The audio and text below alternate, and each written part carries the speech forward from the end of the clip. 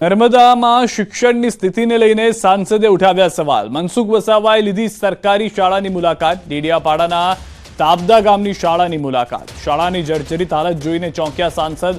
15 વર્ષ પહેલા બનેલી શાળાની જર્જરિત હાલત. શાળા અને હોસ્ટેલની હાલત ખૂબ જર્જરિત. શિક્ષક, આચાર્ય અને ગૃહપતિ પણ ન હોવાનો આરોપ. મુખ્યમંત્રી અને શિક્ષણ મંત્રીને કરી લેખિત રજૂઆત. રસોઈ પણ નથી, ગૃહપતિ પણ નથી અને પૂરતા શિક્ષકો પણ નથી. વિદ્યાર્થીને જ્યારે પૂછ્યું તો જમવાનું તમે કઈ રીતના બનાવો છો, તો વિદ્યાર્થીએ એ પ્રકારનું કહ્યું કે અમે અહીંયા પાણી ભરવાવાળી પટાવાળા બેન છે તો એની સાથે રહી અને અમે જમવાનું બનાવીએ છીએ સાંજ સવારનું. અને તેમાં પણ દુઃખ સાથે મારે કહેવું પડે કે એક ટાઈમ પણ શાકભાજી નહીં. આજે લીલા શાકભાજી નહીં તો વિદ્યાર્થીઓને ક્યાંથી પૌષ્ટિક ખોરાક મળવાનો. આ સ્થિતિ ત્યાં સરકારી માધ્યમિક હાઈસ્કૂલની છે, સરકારી માધ્યમિક સ્કૂલ. તો આ બાબતે મેં ગુજરાતના માનનીય મુખ્યમંત્રી ભૂપેન્દ્રભાઈ પટેલ સાહેબને, શિક્ષણ મંત્રી ડોક્ટર કુબેરભાઈ ડિંડોર સાહેબને પત્ર લખ્યો છે. અમરેલી લેટરકાંડ મુદ્દે સૌથી મોટા સમાચાર. દિલીપ સંઘાણીએ સીએમને લખ્યો પત્ર. નિવૃત્ત જજની અધ્યક્ષતામાં તપાસની માંગ. લેટરકાંડની તપાસ નિવૃત્ત જજની અધ્યક્ષતામાં કરાવો. કેસ સાથે જોડાયેલા લોકોના નાર્કો ટેસ્ટ કરાવવા માંગ. કોઈ સામાન્ય વ્યક્તિને ઇશારે પોલીસે આ કૃત્ય ન કરે. કહેવાતા સાચા કે ખોટા પત્ર સાથે મારે લેવા દેવા નથી. ફરિયાદી અને અન્ય 2 થી 4 લોકોના નાર્કો ટેસ્ટ થવા જોઈએ. હું પોતે પણ નાર્કો ટેસ્ટ કરાવવા તૈયાર છું.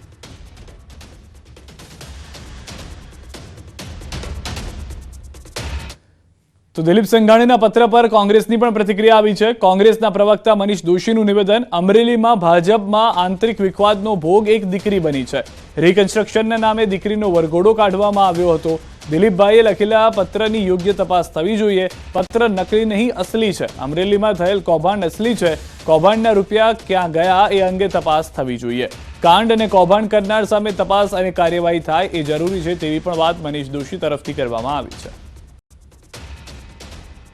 માનનીય દિલીપભાઈ લખેલા પત્ર અને અગાઉમાં કોંગ્રેસ પક્ષના અમારા પૂર્વ વિધાનસભા કોંગ્રેસ પક્ષના નેતા પરેશભાઈ ધાનાણી, અમારા મહિલા કોંગ્રેસના પ્રમુખ જેનીબેન ઠુમ્મર સહિત સમગ્ર કોંગ્રેસે પહેલા દિવસથી કીધું હતું કે આ લેટર નકલી નથી, અસલી છે.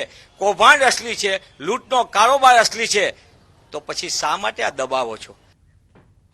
ભરૂચના ધોળીકુઈ વિસ્તારમાં આવેલા સુધા ઇન્દ્રવદન ગાંધીના 3 માળના રહેણાંક મકાનમાં કોઈ કારણસર આગ ભભૂકી ઉઠતા દોડધામ મચી ગઈ હતી.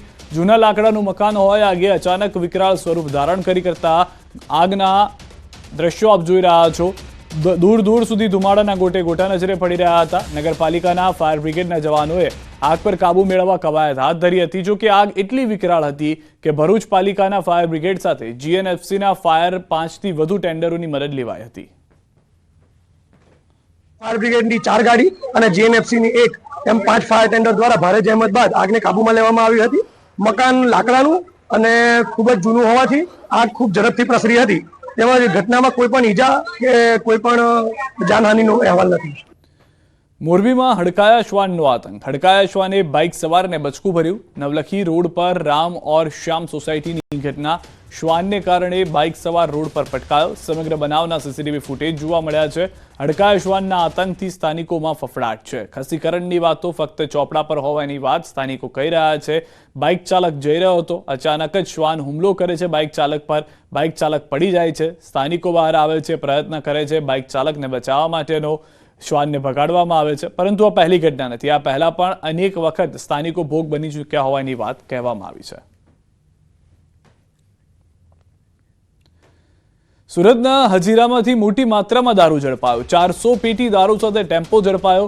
રોરો ફેરીમાં સુરતથી ભાવનગર લઈ જવાતો હતો દારૂ. સતત બીજી વખત આ રીતે વિદેશી દારૂ ભરેલા વાહન પકડાયા. દારૂ કોણે મંગાવ્યો હતો અને ક્યાં આપવાનો હતો તેની તપાસ હાલમાં ચાલી રહી છે.